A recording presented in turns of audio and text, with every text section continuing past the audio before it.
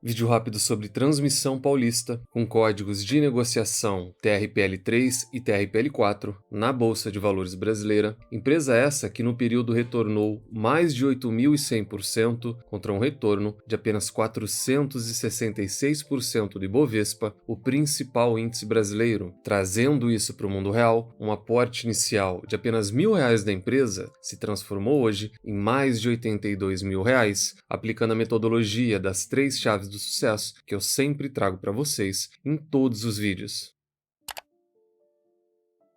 Sempre lembrando que na parte de baixo de todos os vídeos eu deixo uma lista de indicação de livros que você tem que obrigatoriamente estar lendo antes de investir em alguma ação, antes de entrar no mercado de capitais.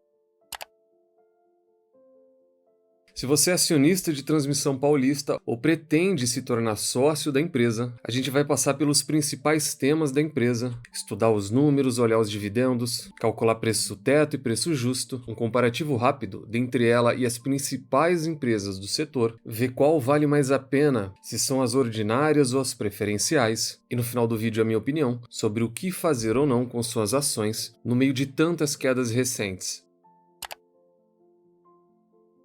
A gente tem datas importantes chegando. No dia 31, a companhia já divulga o seu balanço trimestral. Já anotem na agenda também, a partir de amanhã, dia 16, a gente já começa a trazer resultado de diversas outras empresas, tanto aqui quanto na comunidade. Então fica o convite, se você não é membro, considere estudar um pouco mais daqui para frente. Uma outra data muito importante, caso você também seja sócio da empresa, é dia 18, porque dia 18 a gente vai estar tendo uma definição de preços, sendo esse um dos motivos principais de toda essa queda recente. E em cada site, em cada notícia, vocês vão ver uma chamada diferente. A gente vai ver o lançamento de oferta, a gente vai enxergar o OPA. Só que a melhor maneira de enxergar esse movimento é como um block trade, que é alguma empresa, uma companhia, tentando se desfazer da sua participação. Só que aqui a gente não fala de follow-on, a gente não fala de diluição, a gente não tem alteração na base fundamental da empresa. Então, não tendo a diluição, o que a empresa precisa fazer? Ela precisa ir ao mercado e vender suas ações. Vender da maneira comum, isso demoraria muito, ela provavelmente não conseguiria fazer, dado o volume dessa oferta. Então o que a empresa faz? Comunica a B3, comunica a CVM e faz uma oferta de venda em bloco. O movimento inicial são de 60 milhões de ações preferenciais, sendo que a empresa ainda vai poder estar negociando mais 70 milhões em um segundo movimento. É um movimento grande que precisa de coordenação do Citi, do Itaú, do Safra e da XP aqui no Brasil para estar conduzindo tudo isso. E aqui está a principal diferença. O preço das ações vai ser definido após coleta, e essa data está marcada para o dia 18, e a empresa não vai dar prioridade alguma para nós como sócios, porque assim ela evita a diluição. Então é um movimento muito diferente. As ações já vêm em queda, reagindo de maneira negativa. Vale lembrar que o Ibovespa recentemente está em alta, então caso a Bolsa de Valores estivesse caindo, essa queda de Transmissão Paulista poderia ter sido ainda maior. E aqui eu queria fazer uma pausa rápida para um comentário do último vídeo que eu fiz alguns meses atrás sobre a empresa.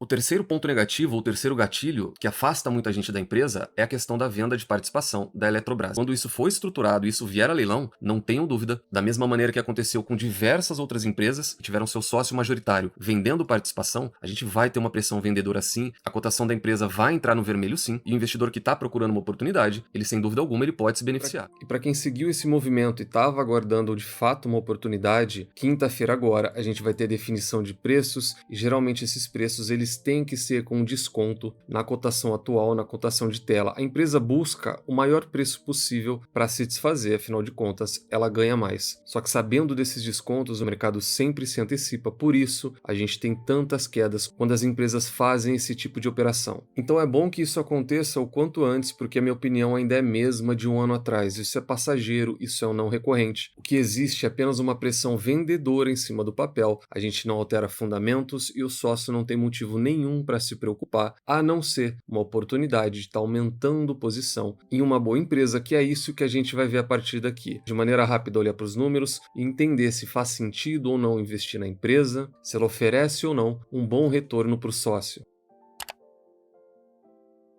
Transmissão Paulista, que coberta por 13 casas ou 13 analistas, tem 6 recomendações neutras, 5 recomendações de venda e apenas 2 recomendações de compra para a empresa. Inclusive, para quem gosta de análise técnica, no diário desde semana passada a gente tem indicação de venda forte para as ações da empresa. Análise fundamentalista, lucros, lucros e mais lucros, tese essa de Peter Lynch, pegamos a DRE da empresa maior histórico possível e a gente enxerga que no longo prazo a empresa cresce em receita, a empresa também cresce em lucro. O único ponto de atenção para essa imagem é que ela tem uma oscilação muito grande, o que não é normal tanto para as empresas elétricas, bem como quando a gente compara com as transmissoras.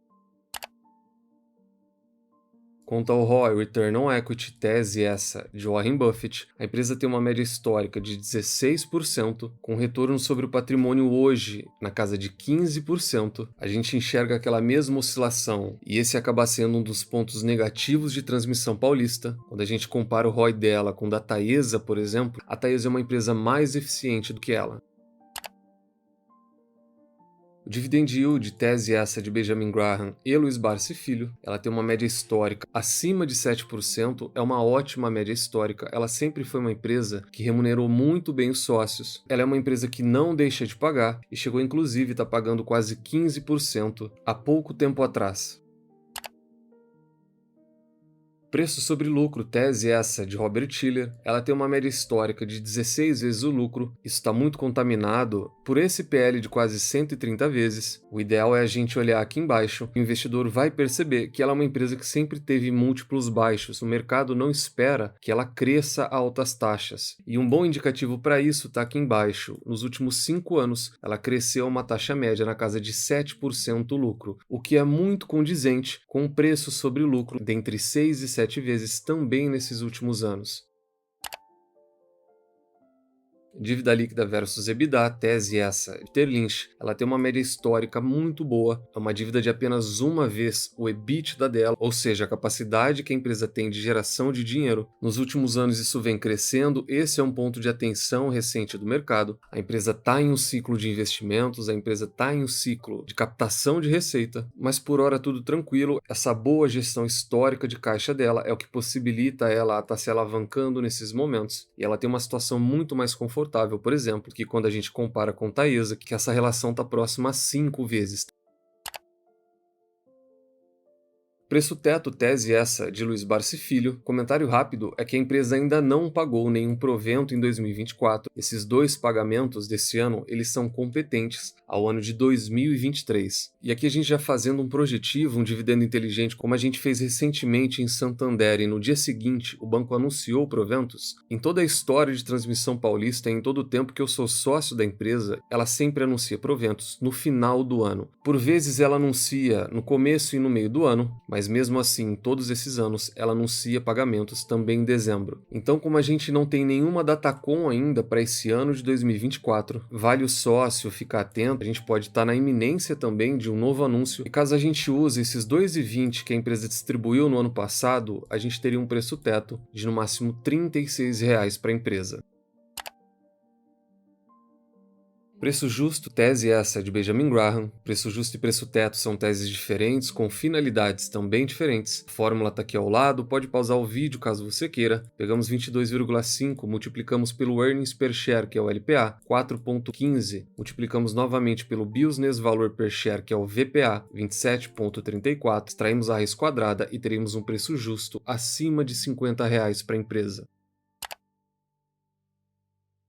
Um comparativo rápido dentre CEMIG e Transmissão Paulista, Taesa e Copel. A gente tem 2 empresas que são puramente transmissoras e outras 2 que também atuam na área de transmissão. E com base nos números de hoje, a CEMIG fica na primeira colocação, a melhor empresa puramente transmissora seria a Transmissão Paulista na segunda colocação e a Taesa logo na sequência. Quem está remunerando melhor hoje é a CEMIG, na segunda posição Taesa historicamente também distribui muito bem, e não muito distante, Transmissão Transmissão Paulista, remunerando em 8% no ano. E aqui a gente vem numa sequência, a mais barata sendo a CEMIG, Transmissão Paulista, em uma relação de preço sobre lucro muito interessante, a gente já vai comentar sobre isso. Na terceira posição, Taesa. Um comentário rápido, Taesa é um caso muito curioso, já trouxe minha opinião sobre a empresa em vídeo sobre ela. Ela tem muita coisa ruim em volta dela, muitas notícias ruins também, próximo de serem confirmadas, e mesmo assim a empresa não é punida na cotação, e ela tem um preço sobre lucro hoje próximo de 9 vezes. A mais cara delas é a Copel, próximo a 16 vezes o lucro. Também já comentei sobre a empresa, que apesar dessa alta expectativa de crescimento, o investidor tem que realmente saber se vale a pena realmente saber se a empresa vai crescer a uma taxa tão alta de 15, 16, 17% ao ano. E para fechar, os dois indicadores mais importantes, o primeiro dele, a gestão de caixa e gestão de dívida. A CEMIG tem uma relação de dívida abaixo de 1 vez, Transmissão Paulista subiu para casa de 2 vezes e a Taesa tem a pior relação de dívida hoje. Esse é um desafio muito grande que a empresa tem pela frente. E aqui na parte de rentabilidade, na parte de eficiência, a CEMIG tem um ROI de quase 22%, a Taesa, o atual, está na casa de 19%, porém o histórico, se eu me lembro de cabeça, ele fica acima de 20%, e o retorno atual sobre o patrimônio líquido de Transmissão Paulista é de apenas 15%. Transmissão Paulista tem inúmeras vantagens, inclusive no retorno para o sócio, que a gente já vai ver, mas a Taesa ela ainda é uma empresa muito mais rentável, muito mais eficiente, ela consegue retornar mais com um patrimônio menor.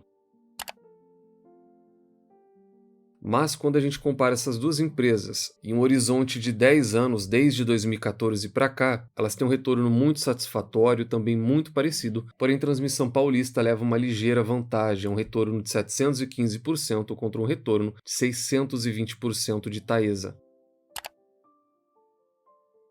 Aproveitando o gancho de retorno, um dos melhores comparativos que a gente pode ter para decidir que tipo de ação investir, se a gente investe em ações ordinárias ou em preferenciais, é o retorno total. A gente tem diversas outras variáveis e tudo isso a gente já trabalhou na nossa comunidade, mas em um olhar muito simples, o investidor percebe que as ordinárias e as preferenciais tiveram um retorno muito similar. As ordinárias em 2 décadas, inclusive, retornaram mais do que as preferenciais. As preferenciais também não têm proteção alguma, não têm tag along, e com essas duas informações o investidor pode ser levado a estar investindo nas ordinárias, porque elas retornam mais, elas têm proteção, só que a gente tem o outro lado, é uma ação que não tem liquidez, é uma liquidez diária de R$50 mil, e que ele já saiba que dentro do gerenciamento de risco dele, ele não vai ter um capital muito alto na empresa, ele vai investir R$1.000, R$2.000, R$3.000 em Transmissão Paulista, por exemplo, e essa é a quantia final. Nesse caso ele pode ficar à vontade e escolher qual ele quer. Qualquer investidor que invista 10, 20, 30, R$40 mil não faz o menor sentido correr um risco de liquidez. Nesse caso, o próprio risco da proteção ele faz mais sentido, porque quando as PNs caírem, muito provavelmente as ordinárias também vão estar caindo, só que vai ser muito mais fácil se desfazer das preferenciais do que tentar se livrar das ordinárias, que a gente já viu que não tem liquidez. Mas isso é critério de cada um, tem gente que opera com opções, quem não opere tem aquele investimento raiz de investir apenas em ações ordinárias. Se o capital não for grande, a gente já viu que inclusive tem vantagem no retorno no longo prazo. No caso de Transmissão Paulista não existe diferença, isso fica a critério do investidor.